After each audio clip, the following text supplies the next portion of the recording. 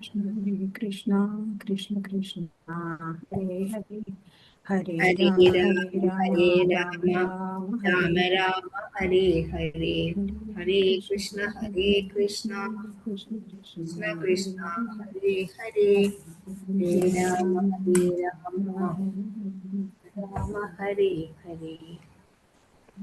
Krishna, Hare Krishna, Krishna Krishna, Hare Hare, Hare Rama, Hare Rama, Hare Hare.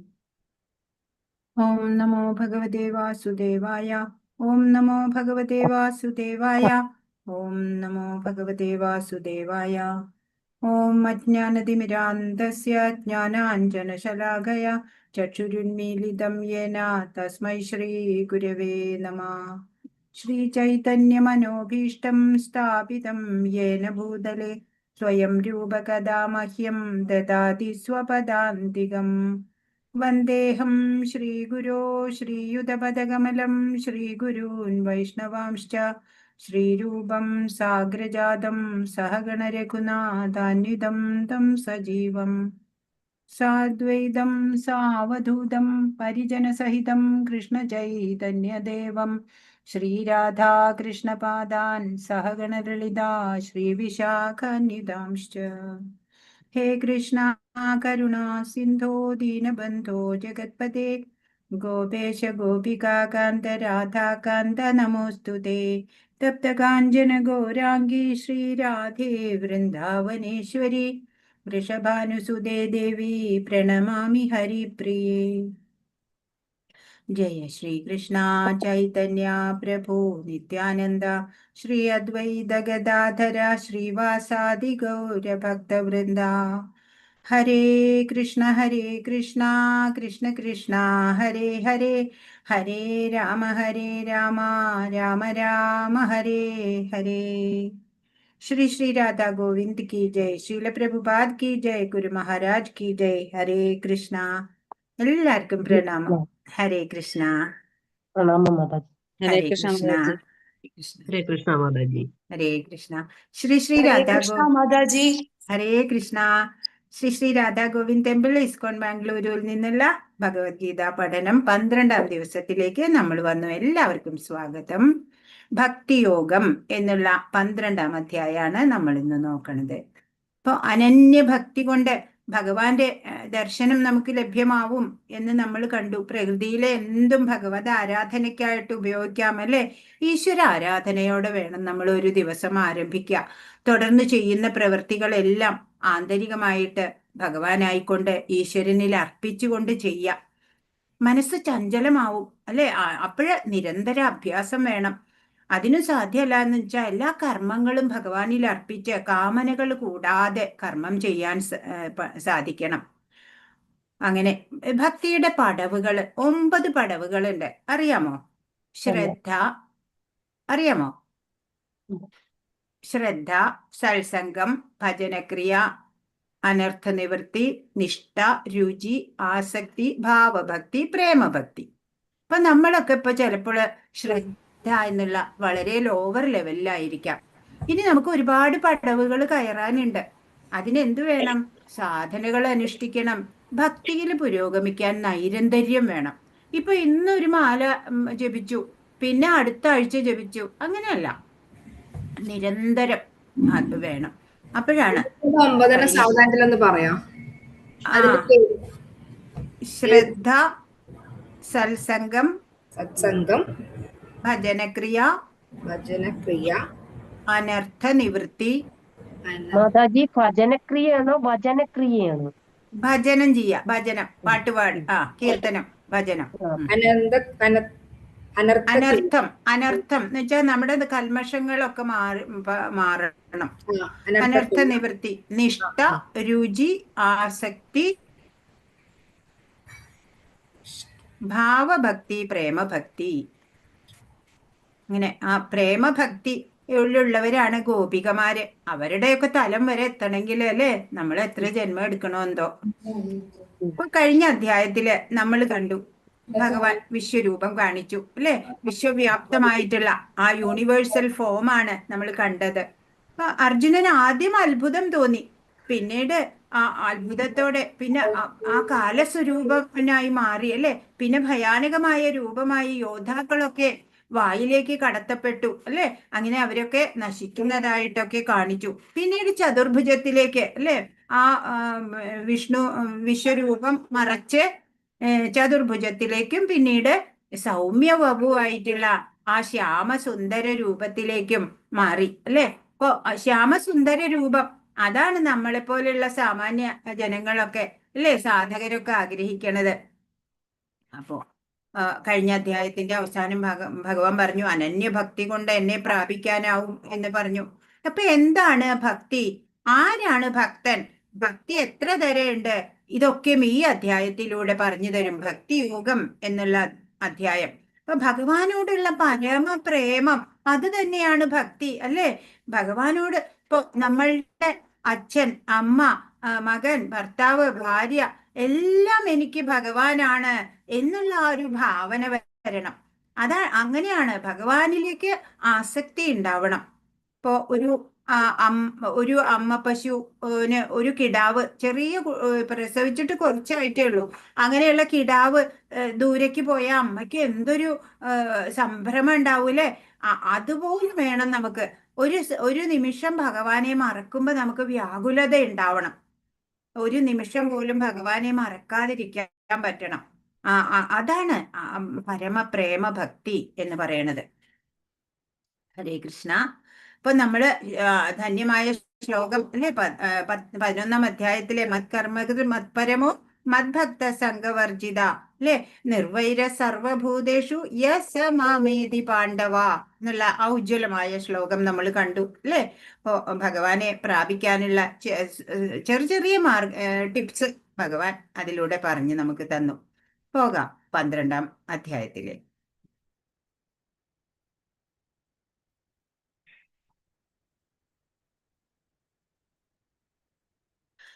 ഇന്നലെ video ഒക്കെ കുഴപ്പമായി. ഇന്ന് sound ഒക്കെ ശരിയാവുന്നുണ്ടല്ലോ അല്ലെ?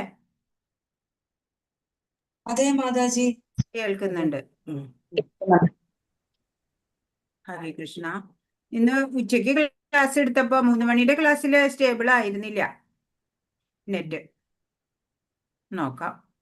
സൗണ്ട് ശരിയല്ലാണ്ടാവുമ്പോ പറഞ്ഞാ മതി കേട്ടോ. ഹരേ കൃഷ്ണ. ഹരേ കൃഷ്ണ.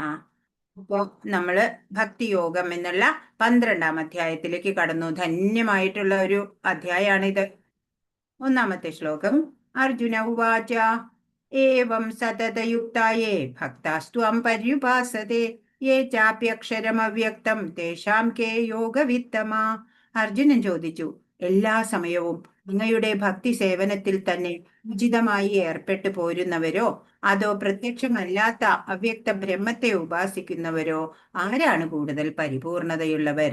അപ്പോഴും അർജുനന് സംശയം തീരുന്നില്ല. ചോദിക്കാണ്, എപ്പോഴും ഭക്തിയുത സേവനം അങ്ങയെ തന്നെ മനസ്സിൽ വിചാരിച്ചുകൊണ്ട് അങ്ങനെ ചെയ്യുന്നവരാണോ അതല്ല അവ്യക്ത ബ്രഹ്മം എന്ന് വെച്ചാൽ ഇംപേഴ്സണലിസ്റ്റ്, അവർക്ക് ഭഗവാന് രൂപമില്ല, ഭഗവാൻ അരൂപിയാണ് എന്ന് കരുതുന്ന അവര് ബ്രഹ്മജ്യോതി അതാണ് അവർ ഉപാസിക്കുന്നത്. അവരും ജ്ഞാനയോഗികളാട്ടോ, അവര് നിസ്സാരക്കാരൊന്നും അല്ല. അവരാണോ കൂടുതൽ പരിപൂർണതയുള്ളവര്? അതല്ല വിഗ്രഹാരാധനയിലൂടെ അല്ലെ ഭഗവാന്റെ ഒരു രൂപത്തിനെ ഉപാസിച്ചുകൊണ്ട് ആത്മീയതയിൽ പുരോഗമിക്കുന്ന അവര് ആ ഭക്തി യോഗം ചെയ്യുന്നവരാണോ ഏറ്റവും പരിപൂർണതയുള്ളവര് എന്നാണ് അർജുനൻ ഇപ്പോ ചോദിക്കുന്നത്. ഇപ്പോ നമുക്ക് ഭഗവാന് ഇഷ്ടപ്പെടുന്ന ഒരു ഭക്തനാവുന്നത് എങ്ങനെയെന്നൊക്കെ ഈ അധ്യായത്തിൽ പറഞ്ഞു തരുന്നുണ്ട് കേട്ടോ. ഇപ്പൊ ഭഗവാനെ വ്യക്തി രൂപത്തില് തന്നെ ആരാധിക്കുന്നതാണ് പരിപൂർണത എന്ന് ഭഗവാൻ പറയും. ഇപ്പൊ ബ്രഹ്മൻ എന്ന പ്രകാശത്തിനെ ആരാധിക്കുന്നതിന് പരിമിതികളുണ്ട് അല്ലെ. ഒരു പ്രകാശത്തിനെ നമ്മൾ ആരാധിക്കുക എന്ന് പറയുമ്പോ അതിനെ നമുക്ക് പൂജിക്കാനോ പൂക്കൾ അർപ്പിക്കാനോ അലങ്കരിക്കാനോ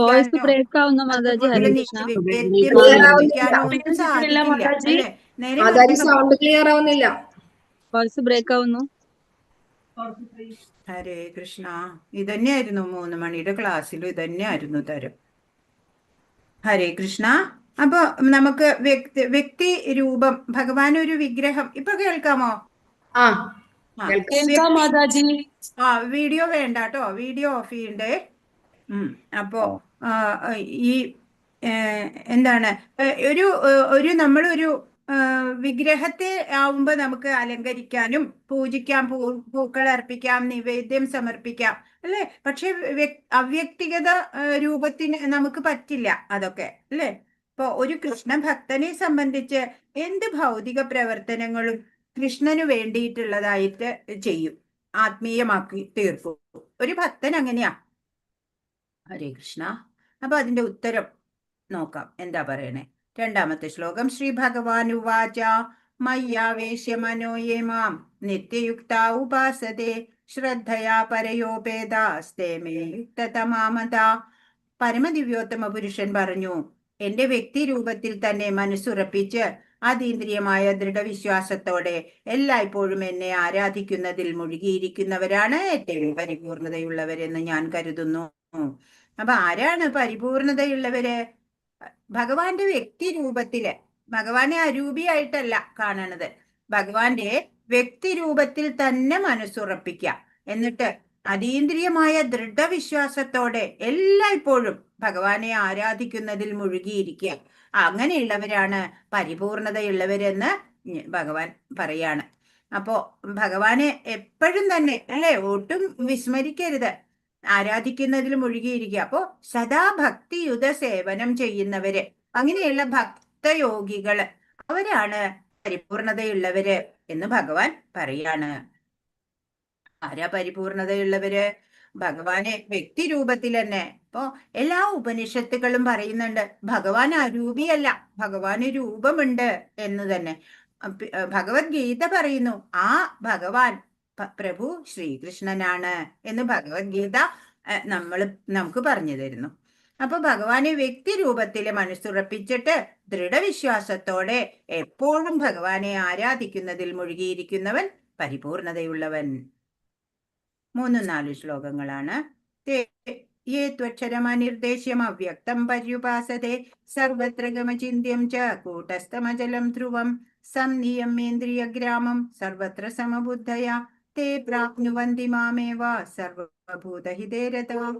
എന്നാൽ ഇന്ദ്രിയങ്ങളെയെല്ലാം നിയന്ത്രിച്ച് എല്ലാവരിലും സമഭാവനയോടെ സർവ്വജീവികളുടെയും നന്മയിൽ തൽപരരായിക്കൊണ്ട് ഇന്ദ്രിയങ്ങൾക്ക് ഗോചരമല്ലാത്തതും അവ്യക്തവും സർവവ്യാപ്തവും അചിന്ത്യവും സ്ഥിരവും മാറ്റമില്ലാത്തതും ഉറച്ചതുമായതിനെ നിരപേക്ഷ തത്വത്തിന്റെ വ്യക്തിശൂന്യ സങ്കല്പത്തെ പൂർണ്ണമായും ഉപാസിക്കുന്നവരും ഒടുവിൽ എന്നെ തന്നെ പ്രാപിക്കുന്നു. അപ്പോ ഈ ജ്ഞാനയോഗികള് അവരാണ് അവ്യക്തിഗത ബ്രഹ്മത്തെ ആരാധിക്കുന്നവര്. അങ്ങനെയുള്ള അവര് മോശക്കാരല്ല, അവര് ജ്ഞാനയോഗികളാ, വളരെ ജ്ഞാനമൊക്കെ ആർജിച്ച കൂട്ടരാ. അപ്പോ അവര് എന്താ ചെയ്യാ? അവര് ഈ ഇന്ദ്രിയ മനോ നിയന്ത്രണങ്ങൾ നല്ലതുപോലെ ഉണ്ടാവും അവർക്ക്. അങ്ങനെ അവര് സമഭാവനയോടെയാണ്, എന്ന് വെച്ചാ സുഖം ദുഃഖം അങ്ങനെ വിജയം പരാജയം എല്ലാം ഒരുപോലെയാണ് അവര് ഭാവന ചെയ്യണത്. അതുപോലെ സർവ്വജീവികളുടെ നന്മയിൽ തൽപരരായിക്കൊണ്ട് സർവഭൂതദയ എന്ന് പറയും. അതുപോലെ ഇപ്പൊ ഇന്ദ്രിയങ്ങൾക്ക് ഗോചരമല്ലാത്ത അവ്യക്തമായ സർവവ്യാപ്തവും അചിന്ത്യവും സ്ഥിരവും മാറ്റമില്ലാത്തതും ഉറച്ചതുമായ നിരപേക്ഷ തത്വം. അപ്പൊ രൂപമില്ല അവർക്ക്, കാണുന്നതിലൊക്കെ അവര് ഭഗവത് ചൈതന്യം ദർശിക്കാൻ അവർക്ക് സാധിക്കുകയാണ്. എല്ലാത്തിലും അവർക്ക് ആ പരമാത്മാവിനെ ദർശിക്കാൻ സാധിക്കും. അത്ര ഉയർന്ന തലത്തിലുള്ളവരാ ആ ജ്ഞാനയോഗികള്. അങ്ങനെയുള്ള ആ വ്യക്തി ശൂന്യ സങ്കല്പത്തിനെ ഉപാസിക്കുന്നവരും ഒടുവിൽ ഭഗവാനിൽ തന്നെ എത്തിച്ചേരും എന്നിവിടെ ഭഗവാൻ നമുക്ക് പറഞ്ഞു തരാണ്. ഇപ്പോ ഒരു ജ്ഞാനി അനേകം ജന്മങ്ങൾക്ക് ശേഷം സർവവും വാസുദേവനാണ് എന്നറിഞ്ഞ് ഭഗവാനെ തന്നെ ആശ്രയിക്കും. എണ്ണമറ്റ ജനനങ്ങൾക്ക് ശേഷം ജ്ഞാനം പൂർണ്ണമാകുമ്പോഴാണ് ഒരാള് ഭഗവാൻ കൃഷ്ണന് സ്വയം സമർപ്പിക്കപ്പെടുന്നത്. അപ്പോ ആ ജീവാത്മാവില് പരമാത്മാവിനെ ദർശിക്കുന്നതിന് ശ്രവണം, ആസ്വാദനം, പ്രവർത്തനം, ദർശനം തുടങ്ങിയിട്ടുള്ള ഇന്ദ്രിയ പ്രവർത്തനങ്ങളിൽ നിന്നൊക്കെ വിരമിക്കണം. അങ്ങനെയാണ് അവര് ജ്ഞാനയോഗികളെ, അല്ലെ, ഉള്ളിൽ ഇങ്ങനെ അന്തര്യാമിയായിട്ടുള്ള ഭഗവാനെ ഇങ്ങനെ ദർശിക്കുക, അല്ലെ, മറ്റു ഇന്ദ്രിയ മനോബുദ്ധികളെയൊക്കെ കൺട്രോൾ ചെയ്ത് വെക്കുക. അപ്പോഴാണ് പരമാത്മാവിന്റെ സാന്നിധ്യം എവിടെയുമുണ്ട് എന്ന് മനസ്സിലാവുക. പിന്നെ അവർക്ക് ഒരു മത്സരം ഇല്ല, ഒരു അസൂയയില്ല, പകയില്ല, ആരോടും വിദ്വേഷമില്ല, എല്ലാറ്റിലും ആത്മാവിനെ ദർശിക്കുക, എല്ലാം ഭഗവത് ചൈതന്യം തന്നെ എന്നറിയും അവര് ജ്ഞാനയോഗികള്. അങ്ങനെയാ. 5-ാമത്തെ ശ്ലോകം. ക്ലേശോധികതരസ്തേഷാം അവ്യക്താസക്തചേതസാം അവ്യക്താ ഹി ഗതിർദുഃഖം ദേഹവദ്ഭിരവാപ്യതേ. പരമപുരുഷന്റെ അവ്യക്തവും വ്യക്തിശൂന്യവുമായ ഭാവത്തിൽ ആസക്തചിത്തരായവർക്ക് പുരോഗമനത്തിന് പ്രയാസമേറും. ശരീരികൾക്ക് ഈ വഴിക്കുള്ള മുന്നേറ്റം സദാ ദുഷ്കരമാണ്. ഇപ്പോ ഭഗവാന്റെ അവ്യക്തവും വ്യക്തിശൂന്യവുമായ ഭാവത്തില് മുഴുകിയിരിക്കണവർക്ക് പുരോഗമിക്കാനേ വളരെ പ്രയാസാണ്. ടഫ് വേ ആണ് അവരുടെ. കുറെ സ്ട്രഗിൾ ചെയ്യണം അവർക്ക്. വ്യക്തി രൂപത്തിൽ ഭഗവാനെ ആരാധിക്കുമ്പോൾ കുറച്ചും കൂടി എളുപ്പമായിട്ട് മാറും. അല്ലാതെ അവ്യക്തിഗത രൂപത്തിലെ പ്രാർത്ഥിച്ചുകൊണ്ട് മുന്നേറുക എന്നുള്ളത് ആത്മീയതയിൽ വളരെ സ്ട്രഗിളിങ് ആയിട്ടുള്ള കാര്യമാണ്. അപ്പോ ശരീരികൾ എന്ന് പറഞ്ഞാൽ നമ്മളെ പോലുള്ള ശരീരബോധത്തിൽ ഇരിക്കണവരെ, അവര് ജ്ഞാനികളൊക്കെ അവര് ആത്മബോധത്തിലുള്ളവരാ. അവർക്ക് ശരീരബോധം കുറവാണ്. നമ്മളെ പോലുള്ള സാമാന്യ ജനങ്ങൾക്ക്, ലൗകികര്, അവർക്ക് ശരീരബോധമാണ്. അങ്ങനെയുള്ള ശരീരികൾക്ക് ഈ വഴിക്ക് എന്ന് വെച്ചാൽ ഈ അവ്യക്തമായിട്ടുള്ള വ്യക്തിശൂന്യമായ ഭാവത്തിൽ ഉപാസിച്ച് മുന്നേറാനുള്ള ആ വഴിക്ക് ദുഷ്കരമാണ് അവർക്ക് വളരെ ടഫാണ്. മറിച്ച് അവർക്ക് ഈസി വേ പറഞ്ഞു തന്നിട്ടുണ്ട് അല്ലേ, ഭക്തിയോഗം അല്ലേ. ഭക്തിയുത സേവനം ചെയ്തുകൊണ്ട് എളുപ്പം മുന്നേറാം എന്ന് ഭഗവാൻ പറഞ്ഞു തന്നിട്ടുണ്ട്. ഇതൊക്കെ ജ്ഞാനയോഗികൾക്കുള്ളതാണ്, അവ്യക്ത ബ്രഹ്മത്തെ ഉപാസിച്ചുകൊണ്ട്. ഇപ്പൊ ഭഗവാന്റെ അവ്യക്തവും അചിന്ത്യവും അവ്യക്തിഗതവും ആയ ഭാവത്തെ ലക്ഷ്യമാക്കി മുന്നേറുന്നവര് ജ്ഞാനയോഗികളാണ്. തികഞ്ഞ കൃഷ്ണാവബോധത്തോടെ ഭഗവത് സേവനത്തിൽ ഏർപ്പെടുന്നവർ ഭക്തിയോഗികളാണ്. രണ്ടും ആത്യന്തിക ലക്ഷ്യം ഒന്നാണ് അല്ലെ, എത്തിച്ചേരേണ്ടത് ഒരേ സ്ഥലത്താ. അപ്പൊ ജ്ഞാനയോഗത്തിന്റെ വഴി വളരെ പ്രയാസമേറിയതാണ്. ശരീരധാരിയായിട്ടുള്ള ജീവാത്മാവിന് ഈ ഭഗവത് സേവനം വഴി നിഷ്പ്രയാസം ലക്ഷ്യം നേടാൻ സാധിക്കും. നമ്മളൊക്കെ ശരീരബോധമുള്ളവര്. അർച്ച വിഗ്രഹങ്ങളുണ്ട് അല്ലെ, ഭഗവാനെ നമ്മൾ നേരിട്ട് കണ്ടിട്ടില്ല അല്ലെ. നമ്മളിപ്പോ ഗുരുവായൂരൊക്കെ പോയാല് നമ്മള് ആ ഭഗവാന്റെ ആ മൂർത്തി കണ്ടിട്ട് ഭഗവാൻ തന്നെ അതല്ലേ, ഭഗവാൻ തന്നെയാണ് അത്. നമ്മളെ സംബന്ധിച്ച് സാക്ഷാൽ ഗുരുവായൂരപ്പൻ തന്നെയാണ് സർവവും. അപ്പോ അങ്ങനെയുള്ള അർച്ചാ വിഗ്രഹങ്ങള് അത് പരമപുരുഷന്റെ അവതാരം തന്നെ എന്നാണ് പറയാ. ഈശ്വരൻ അതിലൂടെ സേവനത്തെ ഒക്കെ സ്വീകരിക്കും. അങ്ങനെ പരമപുരുഷനെ നേരിട്ട് നമ്മൾ സമീപിക്കാം. അങ്ങനെ ഭഗവാൻ വിഗ്രഹത്തിലൂടെയാ നമ്മൾ അല്ലെ ഭഗവാനെ കാണുന്നത്. അപ്പൊ ഇവിടെ ഒരു ഉദാഹരണം പറയാണ്. ഇവിടെ തെരുവിൽ പലയിടത്തും തപാൽ പെട്ടികൾ കാണാം. ഇവയിൽ നമ്മൾ കൊണ്ടുപോയിടുന്ന കത്തുകൾ സ്വാഭാവികമായി നിഷ്പ്രയാസം ഉദ്ദിഷ്ട സ്ഥാനങ്ങളിൽ എത്തുന്നു. എന്നാൽ തപാൽ പെട്ടികൾ എന്ന് ആധികാരികമായി പ്രഖ്യാപിക്കാത്ത ഏതെങ്കിലും പഴയ പെട്ടികളിലൂടെ ഈ പ്രക്രിയ നടത്താനാവില്ല. ഇപ്പൊ എവിടെ വഴിയിൽ ചിലയിടത്തൊക്കെ പോസ്റ്റ് ബോക്സുകൾ ഉണ്ടാവും. ആ പോസ്റ്റ് ബോക്സിൽ നമ്മൾ അഡ്രസ്സ് എഴുതി കത്ത് ഇടുകയാണെന്നുണ്ടെങ്കിൽ അത് ആ അഡ്രസ്സിൽ ശരിക്കും എത്തിച്ചേരും.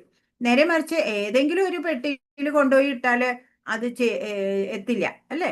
അതുപോലെ അങ്ങനെ അംഗീകൃതമായ പ്രാതിനിധ്യമുള്ള ഒരു വിഗ്രഹ രൂപം ഈശ്വരനുണ്ട്. അതിനെ അർച്ചാ വിഗ്രഹം എന്ന് പറയും. ഈ അർച്ചാ വിഗ്രഹം പരമപുരുഷന്റെ അവതാരമാണ്. അപ്പോ ഓരോ ക്ഷേത്രങ്ങളിലും പ്രാണപ്രതിഷ്ഠ നടത്തിയിട്ട് ഒരു വിഗ്രഹം പ്രതിഷ്ഠിക്കും അല്ലെ. അപ്പോഴ് അത് ഭഗവാന്റെ അവതാരം തന്നെയാണ് അല്ലെ. ഭക്തർ അതിലൂടെയാണ് സേവനങ്ങൾ നൽകുന്നതും അനുഗ്രഹങ്ങൾ സ്വീകരിക്കുന്നതും. ഹരേ കൃഷ്ണ. 6-7 ശ്ലോകങ്ങളാണ്. യേതു സർവാണി കർമാണി മയി സന്യസ്യ മത്പര അനന്യേനൈവ യോഗേന മാം ധ്യായന്ത ഉപാസതേ തേഷാമഹം സമുദ്ധർത്ത മൃത്യു സംസാര സാഗരാത് ഭവാമി ന ചിരാത് പാർത്ഥ മയ്യാവേശിത ചേതസാം. ഹേ പാർത്ഥ, എന്നാൽ എന്നെ എല്ലായ്പ്പോഴും ധ്യാനിച്ചുകൊണ്ട് സർവകർമ്മങ്ങളെയും എനിക്കായി അർപ്പിച്ച് എന്നിൽ മനസ്സ് അചഞ്ചലമായി ഊന്നിക്കൊണ്ട് ഭക്തിയുത സേവനത്തിൽ ഏർപ്പെട്ടു പോരുന്നവരെ ഞാൻ വേഗത്തിൽ ജനന മരണങ്ങളുടെ ഈ സമുദ്രത്തിൽ നിന്ന് കരകയറ്റും. അപ്പൊ ഈ ഭവസാഗരം അല്ലെ, ഈ സംസാര സാഗരം, ഈ ജനിമൃതികളുള്ള ഈ ലോകം, അവിടുന്ന് നമ്മളെ കരകയറ്റുന്നത് ആരാ? ഭഗവാൻ തന്നെയാണ് അല്ലെ. അപ്പൊ അതിനെന്ത് വേണം? എപ്പോഴും ഭഗവാനെ തന്നെ ധ്യാനിച്ചുകൊണ്ട് എല്ലാ കർമ്മങ്ങളും ഭഗവാനായി അർപ്പിച്ച് ഭഗവാനിൽ മനസ്സ് അചഞ്ചലമായിട്ട് ഊന്നി ഭക്തിയുത സേവനത്തിൽ ഏർപ്പെട്ടു പോരുന്നവരെയാണ് ഭഗവാൻ വേഗത്തില് ഈ ജനന മരണങ്ങളുടെ സമുദ്രത്തിൽ നിന്ന് കരകയറ്റുക. ഇവിടുത്തെ പിക്ചർ നോക്കൂ. ഇത് നമ്മളാണിത് ഈ വെള്ളത്തില് ഈ സാഗരത്തിൽ മുങ്ങി താഴ്ന്നുകൊണ്ടിരിക്കുക അല്ലെ. അപ്പോ ഒരു കൈ ഭഗവാനിലേക്ക് നീട്ടണം, ഭഗവാനെ നമ്മൾ ഓർക്കണം, ഭഗവാനെ ആരാധിക്കണം. അപ്പൊ ഭഗവാൻ ഗരുഡാരൂഢനായി വന്ന് നമ്മളെ രക്ഷിക്കും, കരകയറ്റും. അപ്പൊ ഭഗവത് കൃപ കൊണ്ട് താമസം വിന ഈ ഭൗതിക അസ്തിത്വത്തിൽ നിന്നൊക്കെ നമുക്ക് മോചിതരാവാൻ പറ്റും. അങ്ങനെയുള്ളവരാണ് ഭാഗ്യശാലികള്. ശുദ്ധമായ ഭക്തിയുടെ സേവനം നടത്തുന്ന ഒരാൾക്ക് ഈശ്വരന്റെ മഹിമ അതിശയവും വ്യക്തിഗത ആത്മാവിന്റെ ആശ്രിതത്വവും ഒക്കെ മനസ്സിലാവും. എങ്ങനെയാണ്? ഭഗവാൻ സർവജ്ഞനാണ് അല്ലേ, നമ്മള് ഭഗവാന്റെ ദാസനാണ്. അങ്ങനെ ഭഗവത് സേവനം അതാണ് അയാളുടെ കർത്തവ്യം. ഉത്തമ ഭക്തന് മാത്രമേ ഭഗവാന്റെ മൂല്യം അറിയാൻ സാധിക്കുള്ളൂ. പരമദിവ്യോത്തമ പുരുഷൻ ആ ഭഗവാനെ പ്രസാദിപ്പിക്കണം അല്ലെ. ഭഗവാന്റെ പ്രസന്നതയ്ക്കായിട്ട് നമ്മള് കർമ്മം ചെയ്യണം. മറ്റൊരു നേട്ടവും ഭക്തൻ ആഗ്രഹിക്കില്ല.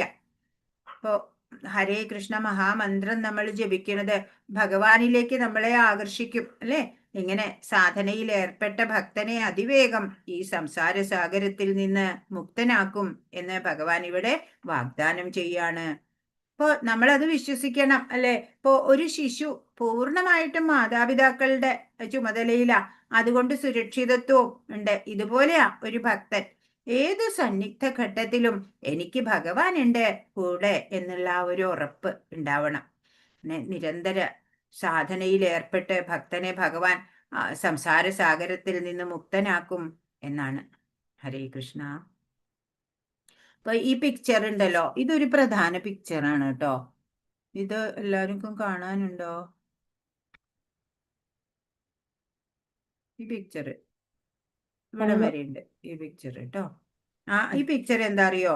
ഈ ആന ഉണ്ടല്ലോ, ഇവിടെ ആന അത് കഴിഞ്ഞ ജന്മകർമ്മമാണ്. കഴിഞ്ഞാന്ന് വെച്ചാൽ ഒരെണ്ണല്ല, നമ്മളിപ്പോ ഇവിടെ ഈ മനുഷ്യ ശരീരത്തിൽ ഇരിക്കുന്നത് കോടിക്കണക്കിന് ജന്മങ്ങൾ കഴിഞ്ഞിട്ടായിരിക്കാം ചിലപ്പോ, നമുക്ക് അറിഞ്ഞുകൂടാ. അപ്പോ ആ പോയ ജന്മങ്ങളിലെ ഒക്കെ ജന്മകർമ്മം, സഞ്ചിത കർമ്മം അല്ലെങ്കിൽ പ്രാരബ്ധം ഒക്കെ നമ്മള് കൊണ്ടുവന്നിട്ടുണ്ട്. ഓരോരുത്തരും ജനിക്കുന്നത് ബ്ലാങ്ക് വൈറ്റ് പേപ്പറായിട്ടല്ല, കുറെ ജന്മ കർമ്മ ഫലം കൊണ്ടാ നമ്മളൊക്കെ ജനിക്കണത്. അപ്പൊ ആ കഴിഞ്ഞ ജന്മകർമ്മമാണ് ഈ ആനയായിട്ട് ഇവിടെ കൊടുത്തിട്ടുള്ളത്. ഈ മരം ഉണ്ടല്ലോ, ഈ മരമാണ് നമ്മളുടെ ഈ ജന്മം. അപ്പൊ ഇവിടെ 2 എലികളുണ്ട് നോക്കൂ, വെള്ളയും കറുപ്പും. രാവും പകലുവാ ഈ എലികള്. പിന്നെ ഇവിടെ താഴെ നോക്കൂ, കിണറുണ്ട്, കിണറില് സർപ്പങ്ങളുണ്ട്. ഇത് ഈ ജന്മകർമ്മ ഫലമാണ്, ഇവിടെ ഈ കിണറും സർപ്പങ്ങളും. അപ്പോ എന്താ ഉണ്ടാവണേന്ന് വെച്ചാല് ഈ മുജ്ജന്മകർമ്മ ഫലം അനുസരിച്ച് ആന ഉണ്ടല്ലോ, ആന മരം കുലുക്കും. അതായത് നമ്മളുടെ കർമ്മഫലം നമുക്ക് അനുഭവിക്കാൻ പ്രാരബ്ധമായിട്ട് അത് പരിപക്വമായിട്ട് അനുഭവിക്കേണ്ട സമയം വരുമ്പോ നമുക്ക് യാതനകളായാലും സുഖമായാലും ദുഃഖമായാലും ഒക്കെ അനുഭവിക്കേണ്ടി വരും. അപ്പോ ആന മരം കുലുക്കുമ്പോ എന്താ ഉണ്ടാവണേ? ഇവിടെ മുകളിൽ ഒരു തേനീച്ചക്കൂടുണ്ട് നോക്കൂ, ഒരു തേനീച്ചക്കൂടുണ്ട് കണ്ടോ. ആ തേനീച്ചക്കൂട്ടിന്ന് തേനീച്ചകൾ വന്നിട്ട് ഇവിടെ ഒരാളുണ്ട്, ഇത് ഇത് ഞാനാണ്. ഓരോരുത്തരും അങ്ങനെ വേണം കരുതാൻ. ഇത് ഞാൻ, ഈ തൂങ്ങിക്കിടക്കുന്ന ആള് ഞാനാണ് കേട്ടോ. അപ്പോ ഈ തേനീച്ചകള് ഇങ്ങനെ ഈ ആന മരം കുലുക്കുമ്പോ ഈ തേനീച്ചകളെ ഇളകും. എന്നിട്ട് തേനീച്ച വന്നിട്ട് ഇയാളെ കുത്തിക്കൊണ്ടിരിക്കുക. പക്ഷേ ഇടയ്ക്ക് ഓരോ ഡ്രോപ്പ് തേന് ഇങ്ങനെ താഴെ വീഴും. അത് ഇയാള് നാവ് നീട്ടിയിട്ട് നക്കി കുടിക്കുക. ഇടയ്ക്ക് എപ്പോഴെങ്കിലും 1 മണിക്കൂർ കൂടുമ്പോ ഒരു ഡ്രോപ്പ് എങ്ങാനും വീഴും. അത് എടുക്കാൻ വേണ്ടിയിട്ട് അയാള് പിടിവിടാതെ ഈ എത്ര യാതനകൾ അനുഭവിച്ചാലും വേണ്ടില്ല, ക്ഷണികമായിട്ടുള്ള ഒരു സുഖത്തിന് വേണ്ടിയിട്ട് ഈ ഭൗതികതയില് ഉഴലാണ് സാധാരണക്കാര്. അതാണ് ഇവിടെ ചിത്രീകരിക്കണത്. അപ്പോ എന്താണ്, ഇയാള് ഇപ്പോ ഈ പിടിച്ചോണ്ട് തന്നെ ഇരുന്നു വിചാരിക്കുക. ഈ രാപ്പകലാകുന്ന എലികള് ഈ കൊമ്പ് കരണ്ട് മുറിച്ചോണ്ടിരിക്കുക, കാർന്ന് തിന്നുകൊണ്ടിരിക്കുക. അപ്പോ ഇന്നല്ലെങ്കിൽ നാളെ നമ്മുടെ ആയുസ്സറ്റും അല്ലെ? കൊല്ലങ്ങള് ഒക്കെ കഴിയുമ്പോ അതാണ് ഇവിടെ സൂചിപ്പിച്ചിരിക്കുന്നത്. ഈ എലികൾ കടിച്ചു മുറിച്ച് ഈ മരത്തിന്റെ കൊമ്പ് വീഴുമ്പോ നമ്മുടെ ആയുസ്സറ്റു പോയി എന്നുള്ളതാണ് അത് അർത്ഥമാക്കുന്നത്. അപ്പൊ ഇയാള് ഇനിയിപ്പോ എന്താ പറയാ, ഈ തേനീച്ചകളൊക്കെ കടിച്ചിട്ട് വിഷമിച്ചിട്ട് അതിൽ കൈവിട്ടു വിചാരിക്കുക. കൈവിട്ടാ എവിടെ പോവാ? ഈ സർപ്പങ്ങളുടെ വായിലേക്കാ പോവാ അല്ലെ? അപ്പൊ അതിനും നിവർത്തിയില്ല. അങ്ങനെ ഈ ഭവസാഗരത്തിൽപ്പെട്ട് ഉഴലണ ഞാനാണിത് നിക്കണേ. അപ്പൊ എന്തേ വേണ്ടു? ഈ ആള് ഇടയ്ക്ക് ഒരു തേൻ കിട്ടും, ഇടയ്ക്ക് ഒരു ക്ഷണിക സുഖമുണ്ട്, നമുക്കൊക്കെ ഉണ്ട്. അപ്പോ അടുത്ത ജന്മം കർമ്മം ഫലം അനുഭവിക്കണം അല്ലെ? ഈ ജന്മ കർമ്മ ഫലങ്ങൾ കുറെ ചെയ്തു കൂട്ടിയതാ സർപ്പങ്ങളായിട്ട് ഇവിടെ ഉണ്ട്. അതൊക്കെ ഇനി ഇന്നത്തെ ചെയ്തതാണ് നാളെ അനുഭവിക്കേണ്ടത് അല്ലെ? അപ്പൊ ഭഗവാൻ അടുത്ത് തന്നെ ഉണ്ട്, കണ്ടോ? പക്ഷേ ഭൗതിക സുഖത്തിനായിട്ട് ഒരു തുള്ളി തേൻ കിട്ടാനായിട്ട് ഭഗവാനെയൊക്കെ മറന്നു നമ്മള്. ഭൗതികമായിട്ടുള്ള സുഖത്തില് പെട്ടിട്ട് നമ്മള് ഭഗവാനെ മറന്നുപോയി. അപ്പൊ എന്താ, ഭഗവാനെ ഒന്ന് സ്മരിച്ചാ മതി. ഭഗവാൻ അവിടെ നമ്മളെ രക്ഷിക്കാനായിട്ട് അവിടെ നിൽക്കുന്നുണ്ട്. പക്ഷെ നമ്മൾ ഒരിക്കലും സ്മരിക്കില്ല. അപ്പോ ഭക്തിയുത സേവനം ചെയ്യുക എന്ന് വെച്ചാല് ഒരു കൈ ഭഗവാനിലേക്ക് കൊടുക്കുക എന്നുള്ളതാണ്. ഒരു കൈ ഇവിടുന്ന് വിട്ടിട്ട് അത് ഭഗവാനിലേക്ക് നീട്ടുക. ഒന്ന് ഭഗവാനെ ഒന്ന് തിരിഞ്ഞു നോക്കുക. അപ്പൊ എലി കാർന്ന് തിന്ന് ആ കമ്പ് മുറിയുന്നതിന് മുമ്പ്, ആയുസ് അറ്റുപോകണേന് മുമ്പ് നമ്മള് ഭഗവാനിലേക്ക് പോകണം അല്ലെ? ഭഗവാൻ ഉണ്ടെങ്കിൽ നമുക്ക് രക്ഷയുണ്ട് അല്ലെ? അതാണ് ഈ പിക്ചറ് നമുക്ക് പറഞ്ഞു തരുന്നത്. മനസ്സിലായോ? മനസ്സിലായോ? ഓക്കെ. മനസ്സിലായി. 8ാമത്തെ ശ്ലോകം. മയ്യേവ മനാധൽസ്വ മയി ബുദ്ധിം നിവേശയ നിവശിഷ്യസി മയ്യേവ ആദൗർധ്വം ന സംശയ. പരമദിവ്യോത്തമ പുരുഷനായ എന്നിൽ മനസ്സുറപ്പിച്ച് ബുദ്ധിയെ വ്യാപരിപ്പിക്കുക. അപ്രകാരം നീ എല്ലായ്പ്പോഴും എന്നിൽ തന്നെ വാഴും, സംശയമില്ല. പറയാണ്, ആ ഭഗവാനില് മനസ്സുറപ്പിച്ചിട്ട് ബുദ്ധിയെയും വ്യാപരിപ്പിക്കുക, ഭഗവാനിൽ വ്യാപരിപ്പിക്കുക ബുദ്ധിയെ. അങ്ങനെ ചെയ്യുമ്പോ എല്ലായ്പ്പോഴും ഭഗവാനിൽ തന്നെ വാഴാൻ പറ്റും, സംശയമില്ല. ഇവിടുത്തെ പിക്ചർ നോക്കൂ. ഭഗവാൻ കൃഷ്ണൻ നടുവില്, ഗോപകുട്ടികളൊക്കെ ചുറ്റും അല്ലെ? ഈ ഗോപകുട്ടികളൊക്കെ എത്ര ഭാഗ്യം ചെയ്ത കുട്ടികളാ അല്ലെ? ഭഗവാനോട് ഒന്നിച്ച് കളിക്കാനും ഇരിക്കാനും അല്ലെ? ഒന്നിച്ച് ആഹാരം കഴിക്കാനും ഒക്കെ സാധിക്കണേ. എത്രയോ ജന്മ പരിഭാഗം കൊണ്ടാണ് അതിനൊക്കെയുള്ള ഭാഗ്യം സിദ്ധിക്കണത്. ഹരേ കൃഷ്ണ. അപ്പോ ഈ 8ാമത്തെ ശ്ലോകം മുതല് ഭഗവാൻ പല മാർഗങ്ങൾ പറഞ്ഞു തരാണ് ഭഗവാനിലേക്ക് എത്താനുള്ള. അപ്പൊ ഇതിൽ പറഞ്ഞിരിക്കുന്നത് ബുദ്ധിയോഗമാണ്. ബുദ്ധി ഈ ഭഗവാനില് മനസ്സുറപ്പിച്ച് ബുദ്ധിയെ വ്യാപരിപ്പിക്കുക അല്ലെ?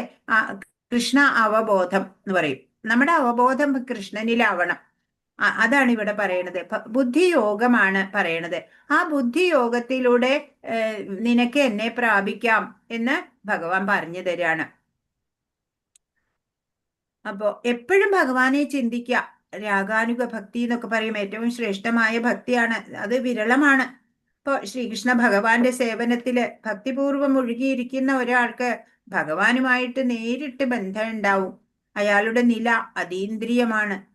ഭക്തൻ ജീവിക്കുന്നത് ഭൗതികതയിലല്ല, കൃഷ്ണനിലാണ്. അങ്ങനെ ഭഗവാന്റെ തിരുനാമത്തിനും ഭഗവാനും തമ്മിൽ ഒരു വ്യത്യാസവും ഇല്ല. ഹരേ കൃഷ്ണ മഹാമന്ത്രം ജപിക്കുക. അങ്ങനെ ജപിക്കുമ്പോ ഭഗവാൻ കൃഷ്ണനും അദ്ദേഹത്തിന്റെ അന്തരംഗ ശക്തിയും നമ്മുടെ നാവിൽ ഇങ്ങനെ നൃത്തമാടും. ഭഗവാനുമായിട്ട് നിരന്തരം സംഘ ഉണ്ടാവും. ഭക്തൻ കൃഷ്ണനായിട്ട് നിവേദ്യം അർപ്പിക്കുമ്പോ ഭഗവാൻ അത് ആസ്വദിക്കുന്നുണ്ട് അല്ലെ? അതിനുശേഷം ആ ഉച്ഛിഷ്ടം പ്രസാദമായിട്ട് ഭക്ഷിച്ച് ഭക്തൻ കൃഷ്ണവത്കരിക്കപ്പെടും. ഭക്തനല്ലാത്തവർക്ക് ഇത് എങ്ങനെയാ സംഭവിക്കണേന്നൊന്നും മനസ്സിലാവില്ല. ഹരേ കൃഷ്ണ. ഭഗവാന്റെ തിരുനാമത്തിനും ഭഗവാനും തമ്മിൽ വ്യത്യാസമില്ല. ഭക്തൻ ഹരേ കൃഷ്ണ കൃഷ്ണ കൃഷ്ണ ഹരേ ഹരേ, ഹരേ രാമ രാമ രാമ ഹരേ ഹരേ എന്ന മഹാമന്ത്രം ഉച്ചരിക്കുമ്പോൾ ഭഗവാൻ കൃഷ്ണനും അദ്ദേഹത്തിന്റെ അന്തരംഗ ശക്തിയും ആ നാവിന്മേൽ നൃത്തമാടാണ്. ഹരിദാസ് ഠാക്കൂറിനെ നമ്മൾ മുമ്പ് പറഞ്ഞതാണ്. 9-ാമത്തെ ശ്ലോകം. അധ ചിത്തം സമാധാതും ന ശക്നോഷി മയി സ്ഥിരം അഭ്യാസയോഗേന തതോ മാമിച്ഛാപ്തും ധനഞ്ജയ. പ്രിയപ്പെട്ട അർജുന, ധനത്തെ ജയിച്ചവനെ, എന്നിൽ മനസ്സുറപ്പിച്ചു നിർത്താൻ നിനക്ക് കഴിയുന്നില്ലെങ്കിൽ ഭക്തിയോഗത്തിന്റെ നിബന്ധനകൾ അനുഷ്ഠിച്ചുകൊണ്ട് എന്നെ പ്രാപിക്കാനുള്ള ആഗ്രഹം വളർത്തുക. അപ്പൊ 2-ാമത്തെ മാർഗം ഭഗവാൻ പറയാണ്. ആദ്യം പറഞ്ഞു ബുദ്ധിയോഗം കൊണ്ട് എന്നിലെത്താം, ഇപ്പൊ പറയണു ഭക്തിയോഗം കൊണ്ട് എന്നിലേക്ക് എത്താം എന്ന്. അപ്പോ ഭഗവാനിൽ മനസ്സുറപ്പിച്ച് നിർത്താൻ കഴിയണില്ല വിചാരിക്കുക. അങ്ങനെയുള്ളവർക്ക് ഭക്തിയോഗത്തിന്റെ നിബന്ധനകൾ അനുഷ്ഠിച്ച് ഭഗവാനെ പ്രാപിക്കാം എന്നാണ്. അനന്യഭക്തി, പ്യുവർ ഡിവോഷൻ എന്നാ പറയാ. ഭൗതിക ജീവിതത്തില് സുഖഭോഗങ്ങളിൽ മുഴുകിയിട്ട് ഇന്ദ്രിയങ്ങൾ അശുദ്ധമായവരാണ് കൂടുതൽ പേരും. ഭക്തിയോഗം കൊണ്ട് അവയെ ശുദ്ധീകരിക്കാം. ശുദ്ധി വന്നാ പിന്നെ അവയെ ഭഗവാനുമായി ബന്ധപ്പെടുത്താം. ഏതൊരാളുടെ ഹൃദയത്തിലും ആ ഭഗവാനോടുള്ള പ്രേമം ഉറങ്ങിക്കിടപ്പുണ്ട്, കൃഷ്ണപ്രേമം. ഒരു ആധ്യാത്മിക ഗുരുവിന്റെ ഉപദേശം അനുസരിച്ച് ദിനചര്യകൾ ചിട്ടപ്പെടുത്തുക, സാധനാഭക്തി ചെയ്യുക, യമനിയമങ്ങൾ പാലിക്കുക, ജപം ചെയ്യുക, 2 നേരം സ്നാനം, പൂജ, ശാസ്ത്രപഠനം, ഇതൊക്കെ സാധനാഭക്തി എന്നാ പറയാ.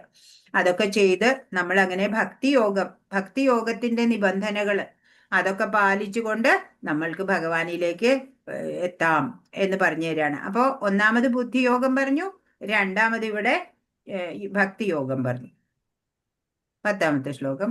അഭ്യാസേഭ്യ സമർത്ഥോസി മത്കർമ്മ പരമോ ഭവ മദർത്ഥമഭി കർമാണി കുർവൻ സിദ്ധിമവാപ്സ്യസി. ഭക്തിയോഗത്തിന് വേണ്ടുന്ന നിബന്ധനകൾ അനുഷ്ഠിക്കാൻ നിനക്ക് കഴിവില്ലെങ്കിൽ എനിക്ക് വേണ്ടി പ്രവർത്തിക്കാൻ ശ്രമിക്കൂ.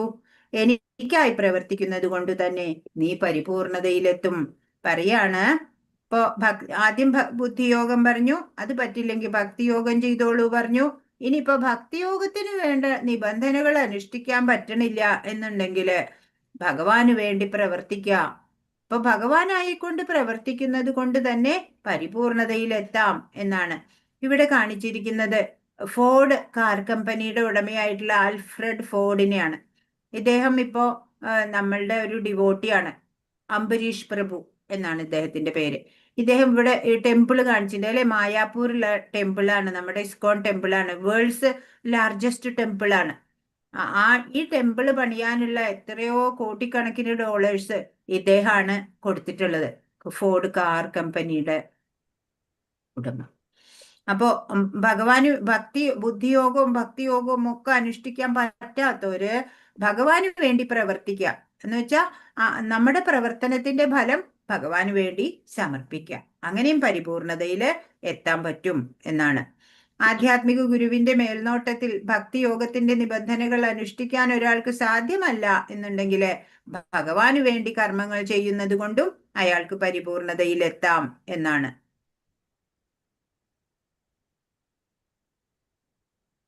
സമ്പന്നനായ ഒരാൾക്ക് കൃഷ്ണാവബോധം പ്രചരിപ്പിക്കാനായി ഒരു ഓഫീസോ ക്ഷേത്രമോ ഉണ്ടാക്കുന്നതിന് സഹായിക്കാം, അല്ലെങ്കിൽ പുസ്തകങ്ങൾ പ്രസിദ്ധീകരിക്കുന്നതിന് സഹായിക്കാം. ഇങ്ങനെ പ്രവർത്തിക്കാനുള്ള മേഖലകൾ പലതുണ്ട്. അത്തരം പ്രവൃത്തികളിൽ താല്പര്യം വളർത്തിയെടുക്കേണ്ടതാണ്. തന്റെ കർമ്മഫലങ്ങളെ ഉപേക്ഷിക്കാൻ സാധിക്കാത്ത പക്ഷം അയാൾക്ക് അതിലൊരു ചെറിയൊരു ശതമാനമെങ്കിലും കൃഷ്ണാവബോധം പ്രചരിപ്പിക്കുന്നതിനായി ചെലവാക്കാവുന്നതാണ്. അല്ലെ, ഭഗവത് കാര്യങ്ങൾക്കായിട്ട് നമ്മളുടെ വരുമാനത്തിന്റെ ഒരു ഭാഗം മാറ്റിവെക്കാവുന്നതാണ്. കൃഷ്ണാവബോധത്തിനു വേണ്ടിയുള്ള ഈ സ്വമനസാലെയുള്ള സേവനം ഈശ്വര പ്രേമത്തിന്റെ സമുന്നതിയിലെത്താനും പരിപൂർണത നേടാനും സഹായകമാവും. അങ്ങനെ നമ്മളുടെ വരുമാനത്തിൽ നിന്ന് ഒരു ഭാഗം ആയിക്കൊണ്ട് നീക്കി വെക്കുമ്പോ ഈ ഭഗവത് പ്രേമത്തിന്റെ സമുന്നതിയിൽ നമുക്ക് എത്താം. അങ്ങനെ നമുക്ക് പരിപൂർണത നേടാം എന്ന് ഭഗവാൻ പറയാണ്. അങ്ങനെ ഇസ്കോണിൽ പല പല ഡൊണേഷൻസ് അങ്ങനെയൊക്കെ ഉണ്ട്. 11 അദൈതദപ്യശക്തോസി കർത്തും മദ്യോഗമാശ്രിത സർവകർമ്മ ഫലത്യാഗം തത കുരു യഥാത്മവാൻ പറഞ്ഞു. കർമ്മയോഗം പറഞ്ഞു അല്ലെ, ബുദ്ധിയോഗം, ഭക്തിയോഗം, കർമ്മയോഗം 3 പറഞ്ഞു. ഇനി എന്നെക്കുറിച്ചുള്ള ഈ ബോധത്തോടു കൂടി പ്രവർത്തിക്കാൻ നിനക്ക് കഴിയുന്നില്ലെങ്കിൽ സർവ കർമ്മഫലങ്ങളെയും ത്യജിച്ച് ആത്മസ്ഥിതനായി തീരാൻ ശ്രമിക്കുക. എന്താ പറയണേ? കൃഷ്ണാവബോധ പ്രവർത്തനം സാധ്യമല്ല എന്നുണ്ടെങ്കിൽ തന്റെ പ്രവൃത്തികളുടെ ഫലങ്ങളൊക്കെ ഏതെങ്കിലും നല്ല കാര്യത്തിന് ഉപയോഗിക്കുക. സ്വകർമ്മ ഫലത്യാഗം കൊണ്ട് മനഃശുദ്ധി ഉണ്ടാവും, നിഷ്കാമ കർമ്മയോഗം ആയി മാറും. അപ്പോ അതാണ് ഇവിടെ പറയണത്. എന്താ പറയണേ? ഭഗവാനെ കുറിച്ച് ഉള്ള ബോധത്തോടെ, കൃഷ്ണാവബോധത്തോടെ പ്രവർത്തിക്കാൻ സാധിക്കാത്തവർക്ക് സർവകർമ്മഫലങ്ങളെയും ത്യജിക്കുക എന്ന് പറഞ്ഞാൽ നമ്മളുടെ കർമ്മത്തിന്റെ ഒക്കെ ഫലം ഭഗവാനായിക്കൊണ്ട് സമർപ്പിക്കുക. അങ്ങനെ ആത്മസ്ഥിതനാവാനും പരിപൂർണത നേടാനും കഴിയും എന്ന് പറയാണ്. 12 ശ്രേയോ ഹി ജ്ഞാനമഭ്യാസാത് ജ്ഞാനാധ്യാനം വിശിഷ്യതേ ധ്യാനാത് കർമ്മഫലത്യാഗാത്യാഗാച്ഛാന്തിരനന്തരം. നിനക്ക് ഇത് പരിശീലിക്കാൻ സാധ്യമല്ലെങ്കിൽ ജ്ഞാനാർജനത്തിന് ശ്രമിക്കുക. ജ്ഞാനത്തെക്കാൾ ശ്രേഷ്ഠമാണ് ധ്യാനം. ആ ധ്യാനത്തെക്കാൾ വിശിഷ്ടമത്രേ കർമ്മഫലങ്ങളെ ത്യജിക്കൽ. എന്തെന്നാൽ ത്യാഗത്താൽ മനഃശാന്തി ലഭിക്കും. പറയാണ് ഇപ്പം മുകളിൽ പറഞ്ഞ യോഗങ്ങളൊക്കെ ഏതൊക്കെയാ പറഞ്ഞത്? ബുദ്ധിയോഗം, ഭക്തിയോഗം, കർമ്മയോഗം, അല്ലെ? അങ്ങനെ കർമ്മഫലത്യാഗം അങ്ങനെയൊക്കെ പറഞ്ഞു. അതൊന്നും നിനക്ക് സാധിക്കണില്ല എന്ന് വെച്ചാല് ജ്ഞാനാർജനത്തിന് ശ്രമിച്ചോളൂ, അറിവ് നേടിക്കോളൂ എന്നാ പറയണത്. ഭഗവാനെ കുറിച്ചുള്ള ജ്ഞാനം സമ്പാദിക്കുക, വൈദിക സാഹിത്യങ്ങളൊക്കെ പഠിക്കുക. പിന്നെ അങ്ങനെ ജ്ഞാനം സമ്പാദിച്ചിട്ട് അതിനേക്കാൾ ശ്രേഷ്ഠമായ ധ്യാനത്തിലേക്ക് പോകാം. ആ ധ്യാനത്തെക്കാൾ വിശിഷ്ടമായിട്ടുള്ളതോ കർമ്മഫലങ്ങളെ ത്യജിക്കുക എന്നുള്ളത് തന്നെയാണ് എന്നിവിടെ. അപ്പോ ത്യാഗം കൊണ്ട് മനഃശാന്തി ലഭിക്കും. എല്ലാവർക്കും ശാന്തിയാ വേണ്ടത്, അല്ലെ? എല്ലാ ഉപനിഷത്ത് മന്ത്രങ്ങളും അവസാനിക്കുന്നത് ഓം ശാന്തി ശാന്തി ശാന്തി എന്നാണ്, അല്ലെ? അല്ലാണ്ട് ഓം സുഖം സുഖം സുഖം എന്നല്ല. അപ്പോ ശാന്തിയാണ് വേണ്ടത്. അപ്പൊ അതിന് എന്താ ചെയ്യണ്ടേ? കർമ്മഫലങ്ങളെ ത്യജിക്കാം. അപ്പൊ എന്തൊക്കെ പറഞ്ഞു? ബുദ്ധിയോഗം, ഭക്തിയോഗം, കർമ്മയോഗം, കർമ്മഫലത്യാഗം, ജ്ഞാനം, അല്ലെ? ജ്ഞാനയോഗം. അങ്ങനെയുള്ള അങ്ങനെ പല പല മാർഗങ്ങളിലൂടെ എന്നിലേക്ക് എത്താം, പരിപൂർണതയിലേക്ക് എത്താം എന്ന് ഭഗവാൻ പറയാണ്. അപ്പൊ കൃഷ്ണാവബോധത്തിന്റെ നിബന്ധനകൾക്ക് വഴങ്ങാനാകാത്തവർ ജ്ഞാനാർജനത്തിന് ശ്രമിക്കുക. തന്റെ സ്വരൂപം എന്താണ് എന്നറിയാം, അല്ലെ? എന്താ സ്വരൂപം? നമ്മൾ ഭഗവാന്റെ ദാസരാണ്, അല്ലെ? ക്രമേണ ജ്ഞാനം ധ്യാനത്തിലേക്ക് വഴിതെളിക്കും. ധ്യാനത്തില് ഭഗവാനെ സാക്ഷാത്കരിക്കാനും സാധിക്കും. ഇനി ഒരു ഭക്തന് വേണ്ട യോഗ്യതകളാണ് 13 മുതൽ 20 വരെയുള്ള ശ്ലോകങ്ങളിൽ പറയാ. എന്താണ്? അദ്വേഷ്ട സർവഭൂതാനാം മൈത്ര കരുണയേവ ച നിർമ്മമോ നിരഹംകാര സമദുഃഖ സുഖക്ഷമി സന്തുഷ്ട സതതം യോഗി യഥാത്മാ ദൃഢനിശ്ചയ മയ്യർപ്പിത മനോബുദ്ധിർ യോ മദ്ഭക്ത സമേ പ്രിയ. മാത്സര്യം കൂടാതെ സർവജീവസത്തകൾക്കും സുഹൃത്തായി, ഒന്നിലും അവകാശബോധവും മിഥ്യാഹങ്കാരവും ഇല്ലാതെ സുഖദുഃഖങ്ങളിൽ സമനില കൈക്കൊണ്ട് ക്ഷമാശാലിയായും സദാ സംതൃപ്തനായും നിയന്ത്രിതാത്മാവായും മനസ്സും ബുദ്ധിയും എന്നിലുറപ്പിച്ച് ദൃഢനിശ്ചയത്തോടെ ഭക്തിയുത സേവനം അനുഷ്ഠിക്കുന്ന എന്റെ ഭക്തൻ എനിക്ക് ഏറ്റവും പ്രിയങ്കരൻ. അപ്പൊ ഭഗവാൻ പറയാണ്, ഭഗവാന് പ്രിയപ്പെട്ട ഭക്തരെ എങ്ങനെയാവണം? അതാ ഇവിടെ പറയണേ. ഭക്തനും ഉണ്ടായിരിക്കേണ്ട യോഗ്യതകള് പറയാണേ. മത്സരം പാടില്ല ആരോടും, ആരുടെയും കൂടെ മത്സരിക്കണ്ട. സർവജീവസത്തകൾക്ക് സുഹൃത്തായിട്ട് ഇരിക്കുക. സർവഭൂതദയ എന്നൊക്കെ പറയാം. ഒന്നിലും അവകാശബോധവും മിഥ്യാഹങ്കാരവും ഇല്ലാതിരിക്കുക. പണം പദവിയൊക്കെ ഉണ്ടെങ്കിൽ അഹങ്കാരം, അല്ലെ? ഇതൊക്കെ എന്റേതാണ് എന്നുള്ള അവകാശബോധം, അതൊന്നും പാടില്ല. സുഖദുഃഖങ്ങളിൽ സമനില കൈക്കൊണ്ട് ക്ഷമാശാലിയായിട്ട് സദാ സംതൃപ്തനായും നിയന്ത്രിതാത്മാവായും മനസ്സും ബുദ്ധിയും ഭഗവാനിൽ ഉറപ്പിച്ച് ദൃഢനിശ്ചയത്തോടെ ഭക്തിയുത സേവനം അനുഷ്ഠിക്കുന്ന ഭക്തൻ ഭഗവാന് ഏറ്റവും പ്രിയങ്കരൻ. ഇപ്പൊ ഒരു വിശുദ്ധ ഭക്തൻ ഏതു പരിതസ്ഥിതിയിലും അസ്വസ്ഥനാവില്ല, അല്ലെ?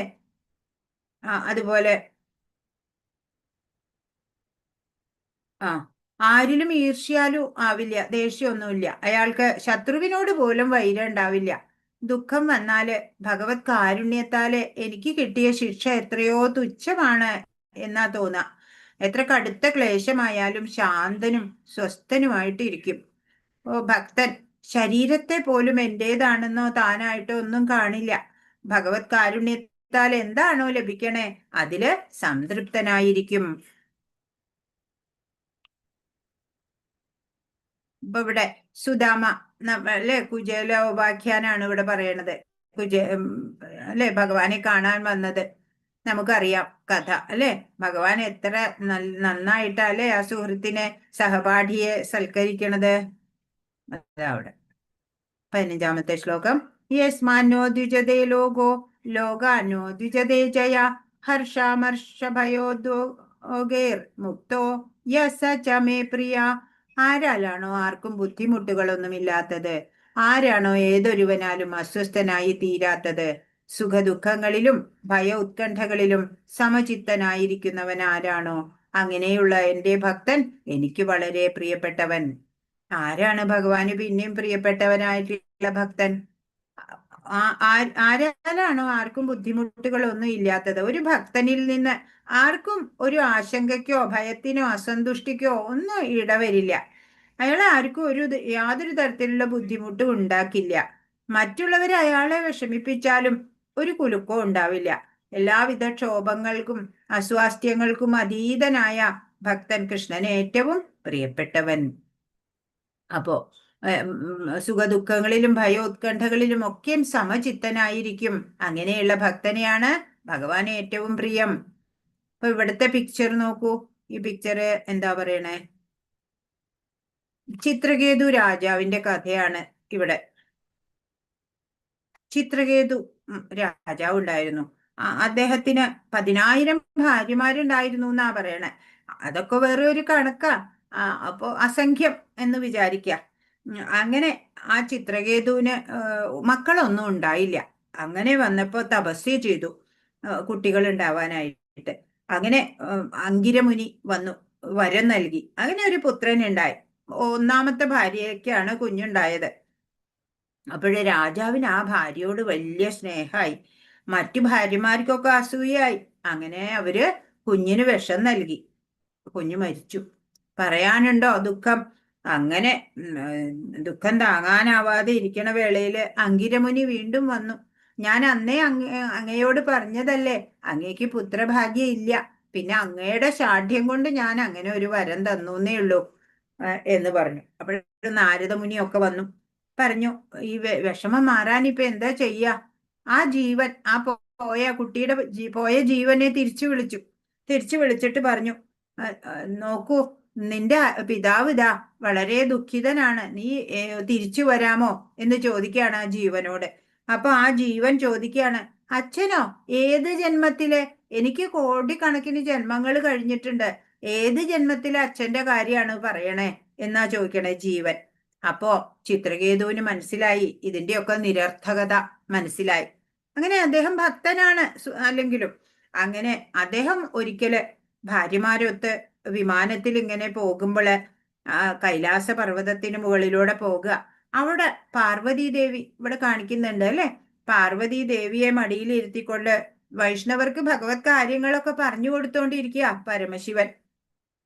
ചിത്രകേതു ഇത് കണ്ടിട്ട് ചിരിച്ചു. ഇങ്ങനെ ആത്മജ്ഞാനം പകർന്നു കൊടുക്കുക നാരീ സേവ ചെയ്തുകൊണ്ട് എന്നുള്ള ഭാവം. അങ്ങനെ എല്ലാരും കേട്ടു. ആരും പിന്നെ ചിരിച്ചൊന്നുമില്ല. പാർവതി ദേവിക്ക് ദേഷ്യം.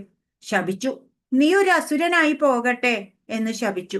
അപ്പോ ആ ശാപം കിട്ടിയപ്പോഴും ചിത്രകേതു എന്തേ പറഞ്ഞ്, അമ്മേ, ഞാനത് ഇതാ സന്തോഷത്തോടെ സ്വീകരിക്കുന്നു എന്നാ പറഞ്ഞത്. ഭക്തരങ്ങനെയാ, എത്ര ഉപദ്രവം ഉണ്ടായാലും അതൊക്കെ നല്ല രീതിയിൽ സഹിക്കും. അങ്ങനെ പിന്നത്തെ ജന്മം വൃത്രാസുരനായിട്ട് ജനിക്കുകയാണ്. ആ ജന്മം കഴിഞ്ഞിട്ട് ഭഗവത് ധാമത്തിലെത്തി.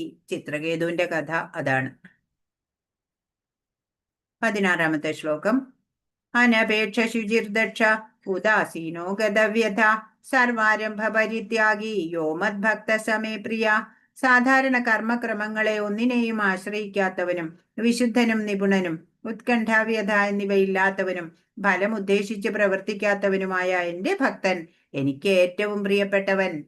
അപ്പൊ റുട്ടീൻ ആയിട്ട് ഇങ്ങനെ സാധനാഭക്തി ഇങ്ങനെ ചെയ്യാനൊന്നും അങ്ങനെ സാധിക്കാത്തവർക്ക്, വിശുദ്ധനും നിപുണനുമായിട്ടുള്ള ഉത്കണ്ഠ വ്യഥ ഒന്നും ഇല്ലാത്ത, അതുപോലെ ഫലേച്ഛ കൂടാതെ പ്രവർത്തിക്കുന്നവനുമായിട്ടുള്ള ഭക്തൻ എനിക്ക് ഏറ്റവും പ്രിയപ്പെട്ടവൻ. ഇപ്പൊ പണത്തിന് വേണ്ടിയിട്ട് ഒരു ഭക്തൻ പ്രയത്നിക്കില്ല.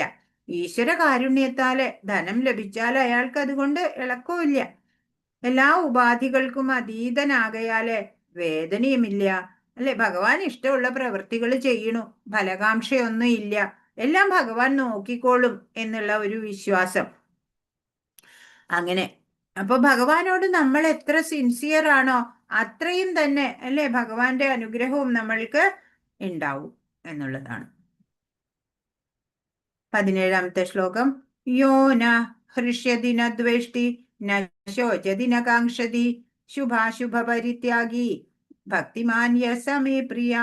സന്തോഷിക്കുകയോ ദ്വേഷിക്കുകയോ ദുഃഖിക്കുകയോ ആഗ്രഹിക്കുകയോ ചെയ്യാത്തവനും ശുഭങ്ങളെയും അശുഭങ്ങളെയും ത്യജിച്ചവനുമായ ഭക്തൻ എനിക്ക് അത്യന്തം പ്രിയൻ. പറയാണ്, ഒരു ഭക്തൻ കുറെ സന്തോഷിക്കുക അല്ലെങ്കിൽ കുറെ ദേഷ്യപ്പെടുക, ദുഃഖിക്കുക, ആഗ്രഹിക്കുക, ഇതൊന്നും ചെയ്യാത്ത, ശുഭങ്ങളായാലും അശുഭങ്ങളായാലും എന്തായാലും സ്വീകരിക്കുക, അങ്ങനെയുള്ള ആ ഭക്തൻ എനിക്ക് ഏറ്റവും പ്രിയപ്പെട്ടവൻ. ഇപ്പൊ വിശുദ്ധ ഭക്തൻ ഭൗതിക ലാഭനഷ്ടങ്ങളില് സന്തോഷിക്കുകയോ സന്തപിക്കുകയോ ഒന്നും ചെയ്യില്ല. ഈ ശിഷ്യനെയോ മകനെയോ ലഭിക്കണമെന്നും ആഗ്രഹിക്കില്ല. തനിക്ക് പ്രിയപ്പെട്ടവ നഷ്ടപ്പെടുമ്പോൾ ദുഃഖിക്കില്ല. ഭഗവത് പ്രീതിക്കായിട്ട് ഏത് ആപത്തും ചുമക്കാൻ തയ്യാറാവും. അങ്ങനെയുള്ള ഭക്തനെയാണ് കൃഷ്ണന് പ്രിയം. ഇപ്പൊ ഇവിടെ പിക്ചർ കൊടുത്തിരിക്കുന്നത് പ്രഹ്ലാദിന്റെ കുട്ടി അല്ലെ, ചെറിയ കുട്ടിയാണ്. അപ്പോ നാരായണ ഭക്തനായിട്ട് വളർന്ന ആ അസുരക്കുട്ടി അല്ലെ. അപ്പോ ഹിരണ്യകശിപു അസുരൻ കോപിച്ചു മകന്റെ അടുത്ത് അല്ലെ, നാരായണായ നമഃ എന്ന് എപ്പോഴും പറഞ്ഞുകൊണ്ടിരിക്കുക. അപ്പോ പറഞ്ഞു, ഇവനെ മദയാനെ കൊണ്ട് ചവിട്ടിപ്പിച്ചു കൊല്ലണം, അതുപോലെ ശൂലം കൊണ്ട് കുത്തി കൊല്ലാം, അങ്ങനെ വലിയ വിഷസർപ്പത്തെ കൊണ്ട് കടിപ്പിക്കുക, ചാട്ടവാറടിക്കുക, അങ്ങനെ പലതും ചെയ്തു കൊല്ലാൻ വേണ്ടിയിട്ട്. പക്ഷെ മരിച്ചില്ല. ഏത് ഘട്ടത്തിലും ഭഗവാന്റെ സംരക്ഷണ ഉണ്ടായിരുന്നു അല്ലെ, ഭഗവാനെ പ്രാർത്ഥിച്ചുകൊണ്ട് ആ ഒരു വിശ്വാസം ഉണ്ടായിരുന്നു അല്ലെ. ആ ഭക്തോത്തമനായിട്ടുള്ള ആ പ്രഹ്ലാദനാണിത്. 18ഉം 19ഉം ശ്ലോകങ്ങള്. സമശത്രൗ ച മിത്രേ ച തഥാ മാനാപമാനയോ ശീതോഷ്ണ സുഖ ദുഃഖേഷു സമസംഗ വിവർജിത തുല്യനിന്ദാസ്തുതിർമൗനി സന്തുഷ്ടോ യേന കേനചിത് അനികേത സ്ഥിരമതിർ ഭക്തിമാൻ മേ പ്രിയോ നരാ. ശത്രുക്കളിലും മിത്രങ്ങളിലും സമഭാവനയോടെ മാനാപമാനങ്ങൾ, ശീതോഷ്ണങ്ങൾ, സുഖദുഃഖങ്ങൾ, ആദരവും അനാദരവും, യശസ് ദുഷ്കീർത്തി എന്നീ ദ്വന്ദ്ങ്ങളെ ഒരേ വിധം കൈക്കൊണ്ട് അസത്സംഗത്തിൽ നിന്ന് എല്ലായ്പ്പോഴും മുക്തനും മൗനിയും ജ്ഞാനത്തിൽ ഉറച്ചവനും സദാ സംതൃപ്തനുമായി ഗാർഹിക ബോധം ഉപേക്ഷിച്ച് ഭക്തിയുത സേവനത്തിൽ ഏർപ്പെട്ടിരിക്കുന്ന ഭക്തൻ എനിക്ക് എത്രയും പ്രിയപ്പെട്ടവൻ. ഇപ്പോ ഭഗവാന് പ്രിയപ്പെട്ടവൻ ആരാ? ഈ ദ്വന്ദ്ങ്ങള് ഒരേ വിധം നമ്മൾ ഡീൽ ചെയ്യുക. ആ സുഖാണ് ദുഃഖാണ്, ആദരവ് അനാദരവ്, ശീതം ഉഷ്ണം, മാനം അപമാനം എല്ലാം ഒരേപോലെ നമുക്ക് കൈക്കൊള്ളാൻ പറ്റുക. പിന്നെ അസത്സംഗത്തിൽ നിന്ന് മുക്തനാവുക എന്ന് വെച്ചാൽ ദുർജനങ്ങളുമായിട്ട് സഹവസിക്കണതൊക്കെ ഒഴിവാക്കുക. പിന്നെയോ മൗനി എന്ന് പറഞ്ഞാൽ ഭഗവാനെ കുറിച്ച് സംസാരിക്കും നല്ലതുപോലെ, ഏതവസ്ഥയിലും സന്തുഷ്ടനായിട്ടിരിക്കും. അങ്ങനെയുള്ള ഗാർഹിക ബോധം ഉപേക്ഷിക്കുക എന്ന് പറഞ്ഞാൽ ഗൃഹത്തിൽ നിന്നൊക്കെ ഡിറ്റാച്ച്ഡ് ആവുക എന്ന് വെച്ചാൽ വീട്ടുകാർ നോക്കണ്ടെന്നല്ല, എല്ലാം കർത്തവ്യമൊക്കെ ചെയ്യുമ്പോഴും ഭഗവാനിലേക്ക് ആയിരിക്കണം ആസക്തിയുള്ളത്. അങ്ങനെയുള്ള ഭക്തിയുത സേവനത്തിൽ ഏർപ്പെട്ട ഭക്തൻ ഭഗവാൻ ഏറ്റവും പ്രിയപ്പെട്ടവൻ. എല്ലാത്തരം ദുസ്സംഗങ്ങളിൽ നിന്നും മുക്തനാണ് ഭക്തൻ. ചിലപ്പോൾ സ്തുതികൾ കേൾക്കേണ്ടി വരും, ചിലപ്പോൾ ആക്ഷേപം കേൾക്കേണ്ടി വരും. ക്ഷമാശീലനായിരിക്കും ഭക്തൻ. കൃഷ്ണനെ കുറിച്ചല്ലാതെ സംഭാഷണം ഉണ്ടാവില്ല, മൗനി എന്നാ പറയാ. ഏതവസ്ഥയിലും സന്തുഷ്ടനായിരിക്കും. നല്ല ഭക്ഷണമോ താമസ സൗകര്യമോ ഒന്നും ഇച്ഛയുണ്ടാവില്ല. തന്റെ നിശ്ചയത്തിലും ജ്ഞാനത്തിലും ഉറച്ചു നിൽക്കും. കൃഷ്ണാവബോധത്തോടെ ഭക്തിയുത സേവനത്തില് ഏർപ്പെടുകയും ചെയ്യും. അങ്ങനെയുള്ള ഭക്തനാണ് ഭഗവാന് പ്രിയൻ. അപ്പൊ ഇവിടെ ഒരു കഥയുണ്ട് അല്ലെ. ഇവിടെ അംബരീഷ് മഹാരാജാവിന്റെ കഥയാണിത്. ശ്രീമദ് ഭാഗവതത്തില് അംബരീഷ് മഹാരാജാവ്, അദ്ദേഹം സപ്തദ്വീപങ്ങളുടെ അധിപതിയായിട്ടുള്ള വലിയ ചുമതലകളൊക്കെയുള്ള ഒരു രാജാവ്, ചക്രവർത്തി. അദ്ദേഹം നവതാ ഭക്തി സാധനകളും ഒരുമിച്ച് അനുഷ്ഠിച്ചു വന്ന ഒരു ഭക്തനാണ്. നവതാ ഭക്തി എന്ന് പറഞ്ഞ ശ്രവണം, കീർത്തനം, വിഷ്ണു സ്മരണം, പാദസേവനം, അർച്ചനം, വന്ദനം, ദാസ്യം, സഖ്യം, ആത്മനിവേദനം, അങ്ങനെ 9 സാധനാ ഭക്തി മാർഗം. അങ്ങനെ അത് 9ഉം ചെയ്യുന്ന ഒരു ചക്രവർത്തിയാണ് അംബരീഷ് മഹാരാജാവ്. അപ്പൊ അദ്ദേഹം ഒരിക്കല് എല്ലാവരുടെയും നന്മയ്ക്കായിട്ട്, രാജ്യത്തിന്റെ സമ്പന്നതയ്ക്കൊക്കെ ആയിട്ട് അദ്ദേഹം 1 വർഷം നീണ്ടു നിൽക്കുന്ന ഏകാദശി വ്രതം എടുക്കുകയാണ്. അങ്ങനെ അദ്ദേഹം കാട്ടില് പോയിട്ട് ഒരു പർണശാലയൊക്കെ കെട്ടി അങ്ങനെ അവിടെ ചെയ്തുകൊണ്ട് വന്നു. വ്രതമൊക്കെ അനുഷ്ഠിച്ചു വന്നു. വ്രതം അവസാനിക്കാറായി. അപ്പൊ പാരണ കഴിക്കണം. പാരണ എന്ന് പറഞ്ഞാൽ വ്രത അന്ത്യഭോജനം എന്നാ പറയാ. അങ്ങനെ ആ പാരണ സമയം എത്തി. അതിനൊരു കൃത്യസമയത്ത് ചെയ്യണം. അങ്ങനെ അതിന്റെ സമയം എത്തിയപ്പോ അദ്ദേഹം പാരണയ്ക്കുള്ള ഒരുക്കമൊക്കെ ചെയ്യുമ്പോ ദുർവാസ മഹർഷി കുറെ ശിഷ്യരൊത്ത് വരികയാണ്. അപ്പൊ അദ്ദേഹം പറഞ്ഞു, ഓ, എന്റെ ഭാഗ്യം, ഈശ്വര കൃപ കൊണ്ട് അങ്ങേപോലുള്ള ഒരു മഹാത്മാവ് ഈ അവസരത്തില് വന്നു ചേർന്നുല്ലോ എന്ന്, എന്റെ ഭാഗ്യം തന്നെ എന്ന് പറഞ്ഞ് ആദരിച്ച് സൽക്കരിച്ച് പറഞ്ഞു, ഞാന് ദൂരയാത്ര കഴിഞ്ഞ് വരികയാണ്, ഒന്ന് സ്നാനം ചെയ്യണം എന്ന് പറഞ്ഞ് യമുനയിൽ കുളിക്കാൻ പോയി. വരണില്ല, കുറേ സമയമായി.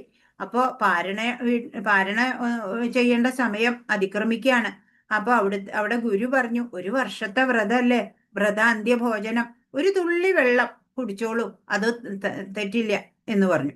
അങ്ങനെ രാജാവ് അത് ചെയ്ത് കൈ കഴുകുമ്പോഴേക്കും ദുർവാസ മഹർഷി അറിഞ്ഞു, അതിഥിയായിട്ട് വന്ന എന്നെ അപമാനിച്ചുകൊണ്ട് പാരണ നടത്തി അല്ലേ എന്ന് പറഞ്ഞ് തലമുടിയിലെ ജട പിടിച്ച് നിലത്തടിച്ച് കൃത്തിക എന്ന് പറഞ്ഞ ആ ഒരു രാക്ഷസി ഇത് അവിടെ കാണുന്നുണ്ട് അല്ലേ.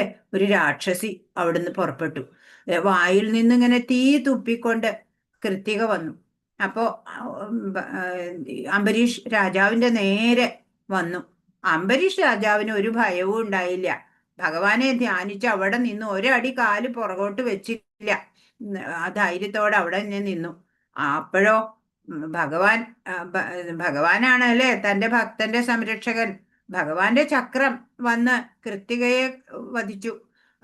അത് കഴിഞ്ഞ ചക്രം നേരെ ദുർവാസാവിന്റെ നേരെ. ദുർവാസാവ് ഭയപ്പെട്ട് ഓടി, എല്ലായിടും ഓടി. ബ്രഹ്മാവിന്റെ അടുത്ത് പോയി, ശിവന്റെ അടുത്ത് പോയി, ഒരു രക്ഷയില്ല എന്ന് പറഞ്ഞു. അവര് പറഞ്ഞു, ഞങ്ങളെ കൊണ്ട് പറ്റില്ല. അങ്ങനെ വിഷ്ണുവിന്റെ അടുത്ത് പോയി. ഇപ്പൊ വിഷ്ണു പറഞ്ഞു, ചക്രം ഞാനല്ല അയച്ചത്, ഭക്തന് വേണ്ടിയിട്ട് അത് സ്വയം അങ്ങനെ പോയതല്ലേ, ഞാൻ എന്നെ കൂട്ടിയാ കൂടില്ല എന്ന് പറഞ്ഞു തിരിച്ചെടുക്കാൻ. അങ്ങനെ ഒരു കാര്യം ചെയ്യൂ, നിങ്ങൾ അംബരീഷ് മഹാരാജാവിന്റെ അടുത്ത് തന്നെ പോവൂ എന്ന് പറഞ്ഞു. ദുർവാസാവ് ഓടി, പ്രാണരക്ഷാർത്ഥം ഓടി വന്ന് അംബരീഷ് രാജാവിന്റെ കാക്കല് വീഴാണ്. അപ്പൊ രാജാവിന് ലജ്ജ തോന്നി, ഇത്രയും മഹാത്മാവായിട്ടുള്ള മുനീശ്വരൻ എന്റെ കാൽക്കലോ വീഴോ എന്ന് പറഞ്ഞ് അദ്ദേഹം പ്രണമിച്ചു. അങ്ങനെ അദ്ദേഹം പറഞ്ഞു, എന്നെ രക്ഷിക്കണം എന്ന് പറഞ്ഞപ്പോ അദ്ദേഹം പറഞ്ഞു, ഞാൻ എന്തെങ്കിലും പുണ്യം ചെയ്തിട്ടുണ്ടെങ്കിൽ ഈ ചക്രം, ഈ ബ്രാഹ്മണന്റെ നേരെ വരുന്ന ഈ ചക്രം ശാന്തമാവട്ടെ എന്ന് പ്രാർത്ഥിച്ചപ്പോ ചക്രം ശാന്തമായി. അങ്ങനെ ദുർവാസ മഹർഷി രക്ഷപ്പെട്ടു. അപ്പൊ ദുർവാസ മഹർഷിക്ക് തെറ്റുബോധ്യായി. പറഞ്ഞു, ഒരു ഭക്തനെ ആര് ഉപദ്രവിച്ചാ പോലും ആ ഭക്തന് ഒരു പ്രകോപനം ഇല്ല അല്ലെ, മറ്റുള്ളവരോട് ശത്രുത ഇല്ല എന്നുള്ളതാണ് ഇവിടെ പറയുന്നത്. ഹരേ കൃഷ്ണ. 20ാമത്തെ ശ്ലോകം. യേ തു ധർമ്മ്യാമൃതമിദം യഥോക്തം പര്യുപാസത്തെ ശ്രദ്ധധാനാ മത്പരമാ ഭക്താസ്തേ അതീവ മേ പ്രിയ. നാശരഹിതമായ ഈ ഭക്തിയുത സേവന മാർഗം പിന്തുടർന്ന് എന്നെ പരമലക്ഷ്യമാക്കിക്കൊണ്ട് വിശ്വാസത്തോടുകൂടി പൂർണ്ണമായും എന്നിൽ മുഴുകുന്നവർ എനിക്ക് ഏറ്റവും പ്രിയപ്പെട്ടവർ. അപ്പോ ആരാണ് ഭഗവാന് ഏറ്റവും പ്രിയപ്പെട്ടവൻ? ഈ ഭക്തിയുത സേവന മാർഗം, അതിന് നാശമില്ല, അത് ശാശ്വതമാണ്. അതാരാണോ പിന്തുടരണത്, ഭഗവാനെ പരമലക്ഷ്യമാക്കിക്കൊണ്ട് വിശ്വാസത്തോടു കൂടി പൂർണ്ണമായും ഭഗവാനിൽ മുഴുകുന്നത്, അങ്ങനെയുള്ളവർ ഭക്തൻ എനിക്ക് ഏറ്റവും പ്രിയ ഭക്തനാണ് എന്ന് ഭഗവാൻ പറയാണ്. ഇപ്പൊ ഇതുവരെ പറഞ്ഞ പ്രകാരമൊക്കെ പ്രവർത്തിക്കുന്നവരെ ഭഗവാന് ഏറ്റവും ഇഷ്ടമാണ്. ഈ അധ്യായത്തില് ഭഗവാൻ തന്നെ സമീപിക്കുന്നതിന് അതീന്ദ്രിയ സേവനമാകുന്ന ആ പ്രക്രിയ അല്ലെ വിവരിച്ചു. എങ്ങനെയാണ് എന്നിലേക്ക് വരേണ്ടത് എന്നൊക്കെ നമ്മൾക്ക് പറഞ്ഞു തന്നു. അപ്പോൾ ഈ പ്രക്രിയകള് ഭഗവാന് ഏറ്റവും പ്രിയപ്പെട്ടത്, അവയിൽ ഏർപ്പെടുന്നവരെ ഭഗവാൻ സ്വീകരിക്കും എന്ന് പറയാണ്. അപ്പോൾ ഭഗവത് സേവകൻ തന്നെയാണ് ഏറ്റവും ശ്രേഷ്ഠനായിട്ടുള്ളത്. ഭഗവത് സേവനത്തിൽ ഏർപ്പെട്ടാൽ മതി, ഭഗവത് കൃപ കൊണ്ട് തന്നെ ബാക്കിയെല്ലാം തനിയെ നടന്നുകൊള്ളും. അങ്ങനെ ഒരു ദൃഢവിശ്വാസം, ഒരു ദൃഢനിശ്ചയം ഉണ്ടായാൽ മാത്രം മതി നമുക്ക്. ഇപ്പൊ ഭക്തിയിലേക്ക് കൈ പിടിച്ചുയർത്തുന്ന ഈ അധ്യായം ഇവിടെ അവസാനിക്കുകയാണ് അല്ലേ. അടുത്ത അധ്യായം പ്രകൃതി പുരുഷൻ ക്ഷേത്രജ്ഞൻ എന്നൊക്കെയുള്ളതാണ്. പുതിയൊരു വിഷയമാണ്. അത് നമുക്ക് അടുത്ത ദിവസം നോക്കാം. ഹരേ കൃഷ്ണ കൃഷ്ണ കൃഷ്ണ ഹരേ ഹരേ, ഹരേ രാമ രാമ രാമ ഹരേ ഹരേ. വാഞ്ചാകൽപതരുഭ്യശ്ച കൃപാസിന്ധുഭ്യേവ ച പതിതാനാം പാവനേഭ്യോ വൈഷ്ണവേഭ്യോ നമോ നമഃ. അനന്തകോടി വൈഷ്ണവ വൃന്ദ കി ജയ്, ശീല പ്രഭുപാദ് കി ജയ്, ഗുരു മഹാരാജ് കി ജയ്. ഹരേ കൃഷ്ണ. ഇന്ന് പറഞ്ഞതിൽ എന്തെങ്കിലും സംശയം ഉണ്ടെങ്കിൽ ചോദിക്കൂ.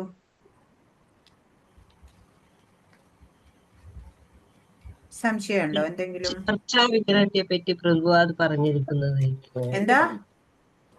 അർച്ചാവിഗ്രഹത്തെ പറ്റി പ്രഭുപാദ് പറഞ്ഞിരിക്കുന്നത് അതല്ലല്ലോ. ഒന്നാമത്തെ ചോദ്യം വായിക്കൂ. ഭഗവാന്റെ അഭിപ്രായത്തിൽ കൂടുതൽ പരിപൂർണത ഉള്ളവർ ആരാണ്? ആരാ? ഭഗവാന്റെ വ്യക്തിരൂപത്തിൽ തന്നെ മനസ്സുറപ്പിച്ച് അതീന്ദ്രിയമായ ദൃഢവിശ്വാസത്തോടെ എല്ലായ്പ്പോഴും ഭഗവാനെ ആരാധിക്കുന്നതിൽ മുഴുകിയിരിക്കുന്നവരാണ് ഏറ്റവും പരിപൂർണമുള്ളവരെന്ന് ഭഗവാൻ പറയുന്നു. അപ്പൊ എല്ലാവരും നോട്ട് ചെയ്യൂ കേട്ടോ. അത് നമ്മുടെ രണ്ടാമത്തെ ശ്ലോകത്തിന്റെ അല്ലേ അർത്ഥം? ഇനി അടുത്തത് മൂന്നാമത്തെ അല്ലേ മാതാജി? മൂന്നാമത്തെ എനിക്ക് അതായിരിക്കും. നോക്കി പറയണോ? ഭക്തിയോഗവും ജ്ഞാനയോഗവും തമ്മിലുള്ള വ്യത്യാസം എന്താണ്? ഭക്തിയോഗവും ജ്ഞാനയോഗവും തമ്മിൽ വ്യത്യാസം? ഭഗവാന്റെ അവ്യക്തവും അനിത്യവും അവ്യക്തിഗതവുമായ ഭാവത്തെ ലക്ഷ്യമാക്കി മുന്നേറാൻ ശ്രമിക്കുന്നവരെ ജ്ഞാനയോഗം എന്ന് പറയുന്നു. തികഞ്ഞ കൃഷ്ണാവബോധത്തോടെ സേവനത്തിൽ ഏർപ്പെടുന്നവരെ ഭക്തിയോഗികൾ എന്ന് വിളിക്കുന്നു. അതെ അതെ.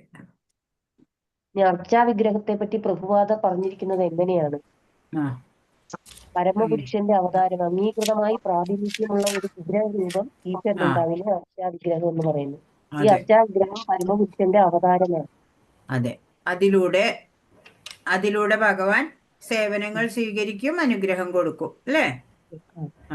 മാതാജി ഒന്നും കൂടെ പറഞ്ഞുതരും. അത് ഇവിടെ നോക്കിക്കോളൂ സ്ക്രീനിൽ. അംഗീകൃതമായ പ്രാതിനിധ്യമുള്ള ഒരു വിഗ്രഹ രൂപം, അതിനെ അർച്ചാവിഗ്രഹം. ഈ അർച്ചാവിഗ്രഹം പരമപുരുഷന്റെ അവതാരമാണ്. അംഗീകൃതമായ പ്രാതിനിധ്യം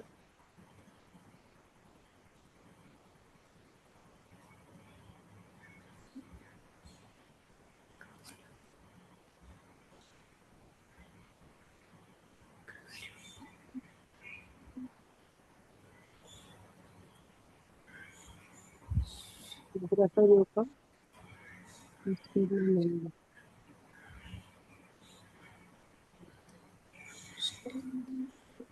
പിന്നെ ഏതാ? 8 മുതൽ 12 വരെയുള്ള ശ്ലോകത്തിൽ ഭഗവാൻ എന്താണ് പറയുന്നത്? എന്താ പറഞ്ഞേ?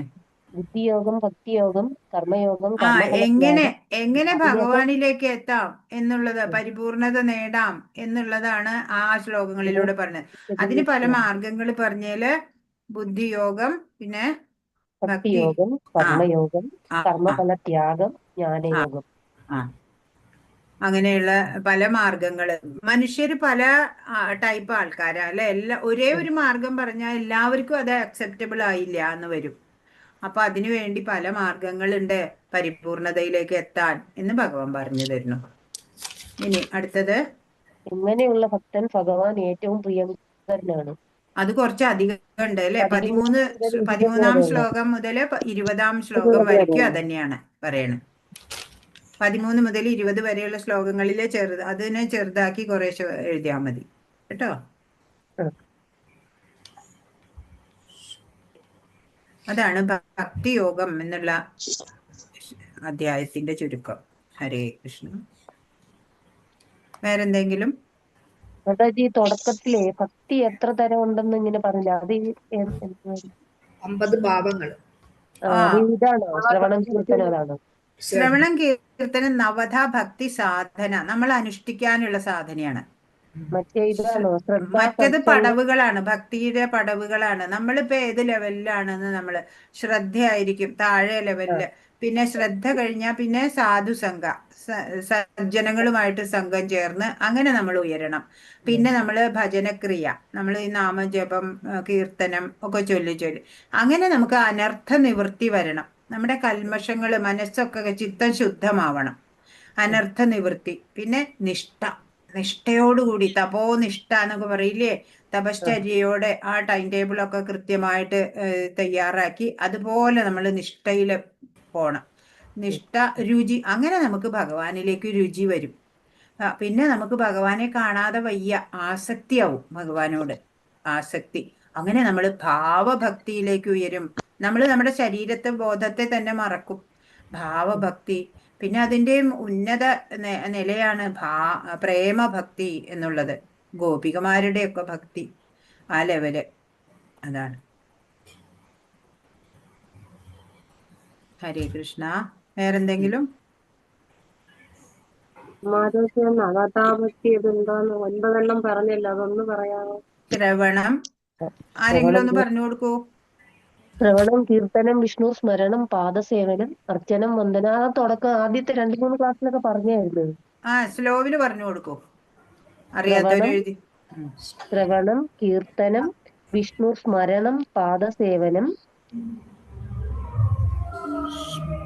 അർച്ചനം, വന്ദനം, ദാസ്യം, സഖ്യം, ആത്മനിവേദനം. അർച്ചനം, വന്ദനം, ദാസ്യം, സഖ്യം, ആത്മനിവേദനം.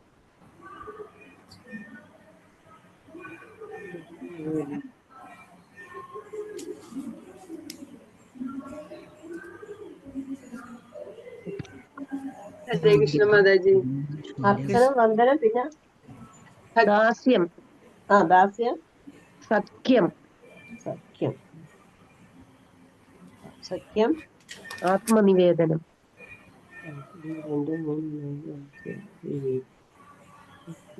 7 മൊത്തം 9. ശ്രവണം, കീർത്തനം, 9 ആയില്ലേ? ശ്രവണം, കീർത്തനം, അർച്ചനം, വന്ദനം, അല്ലല്ല, ശ്രവണം, കീർത്തനം, സ്മരണം, വിഷ്ണു സ്മരണം 3-മത്തെ. ശ്രവണം, കീർത്തനം, വിഷ്ണു സ്മരണം, പാദസേവനം. അല്ല,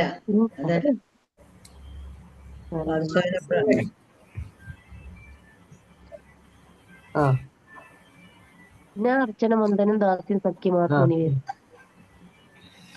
വേറെന്തെങ്കിലും സംശയം ഉണ്ടോ? മാതാജി, ഈ ഭക്തിയോഗം തന്നെയല്ലേ ഈ വ്യക്തോപാസന എന്ന് പറയുന്നത്? ഏതാ വ്യക്തോപാസന?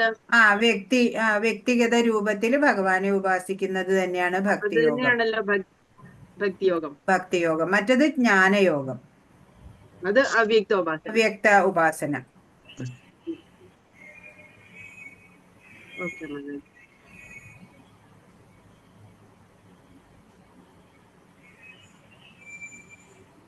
ഇപ്പൊ 2 വിഭാഗം നമ്മൾ പഠിച്ചു കഴിഞ്ഞു ഇപ്പൊ, അല്ലെ? കർമ്മയോഗത്തിന്റെ 6 അധ്യായം കഴിഞ്ഞു, ഭക്തി യോഗത്തിന്റെ 6 അധ്യായം കഴിഞ്ഞു. ഇനി ജ്ഞാനയോഗത്തിന്റെ 6 അധ്യായം മാത്രമേ ബാക്കിയുള്ളൂ പഠിക്കാൻ.